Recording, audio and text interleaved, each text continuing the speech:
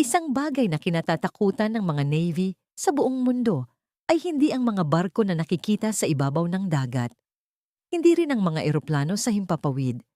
Ang mas kinatatakutan nila ay ang mga sandata na hindi nakikita, tahimik at maaaring umatake kahit walang babala. Ito ang mga submarine. Ang submarine ay isang uri ng barkong pandigma na kayang lumubog sa ilalim ng dagat ng matagal. Hindi tulad ng ordinaryong barko, ang submarine ay kayang magtago sa kailaliman ng karagatan kung saan mahirap itong makita o matukoy ng kalaban. Dahil dito, tinatawag ng ilang military experts ang submarine bilang isa sa pinakadelikadong sandata sa modernong digmaan. Sa ilalim ng dagat, ibang klase ang labanan. Walang radar na ginagamit tulad sa himpapawid. Sa halip, gumagamit ang mga submarine ng teknolohiyang tinatawag na sonar. Ang sonar ay parang radar, ngunit gumagamit ng tunog sa tubig.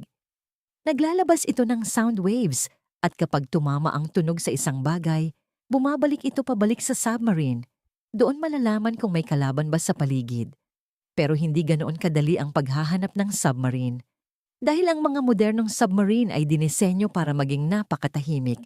May mga espesyal na makina at materyales na ginagamit upang mabawasan ang ingay na ginagawa ng submarine sa tubig. Kapag tahimik ang submarine, mas mahirap itong makita ng sonar ng kalaban. Kapag dalawang submarine ang nasa iisang lugar sa dagat, nagsisimula ang isang napakatahimik ngunit napakadelikadong laro ng pagtataguan.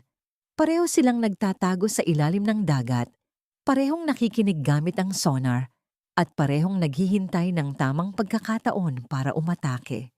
Kapag natukoy na ng isang submarine ang lokasyon ng kalaban, maaari itong maglunsad ng torpedo.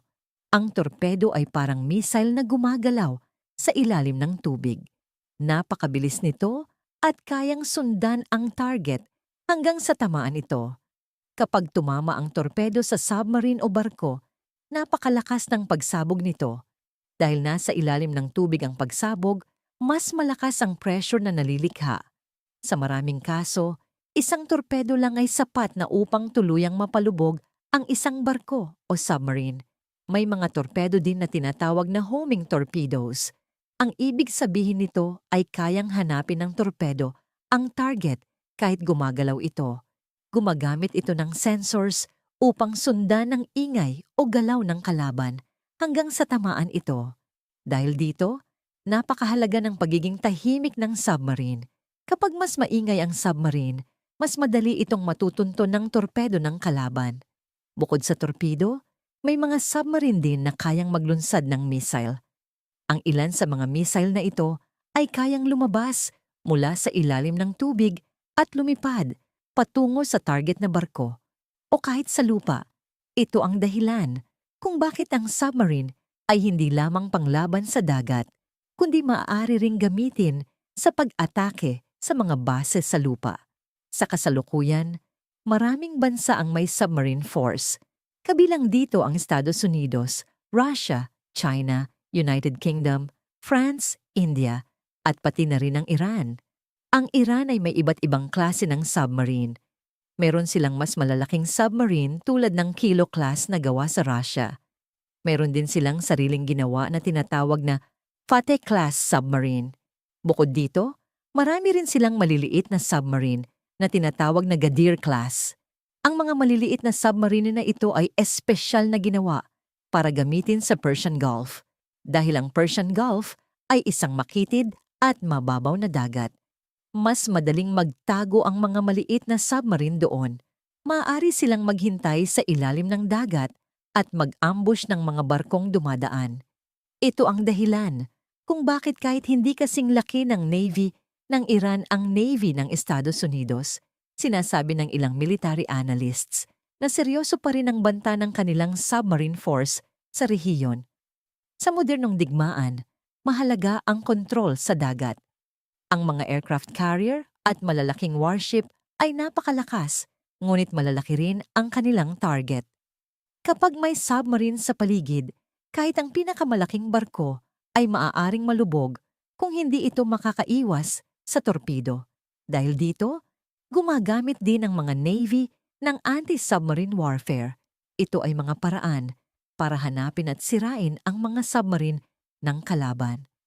Gumagamit sila ng mga sonar ship, helicopter at eroplano na may kakayahang magbaba ng sonar sa tubig upang makinig kung may submarine sa paligid. Mayroon ding mga depth charges at anti-submarine torpedoes na ginagamit laban sa mga submarine.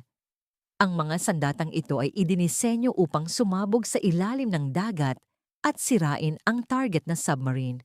Pero kahit na may mga ganitong teknolohiya, hindi pa rin madaling makita ang isang submarine. Maraming beses sa kasaysayan ng digmaan kung saan bigla na lamang umatake ang submarine nang hindi napapansin ng kalaban. Sa World War II, libo-libong barko ang napalubog ng mga submarine.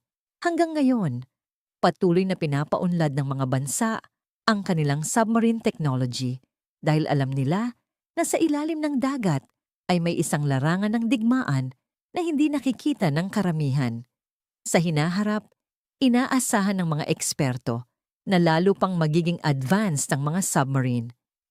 May mga bagong teknolohiya tulad ng unmanned underwater vehicles o mga robot submarine na kayang magpatrol sa ilalim ng dagat nang walang tao sa loob.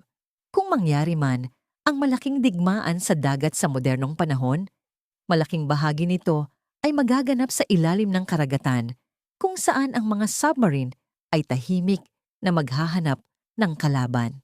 Sa isang mundo na puno ng modernong armas at teknolohiya, nananatiling isa sa pinakanakakatakot na sandata ang submarine.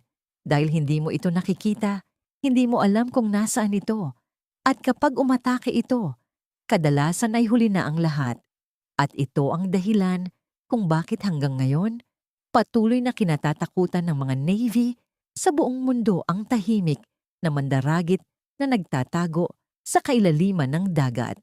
Thank you for watching.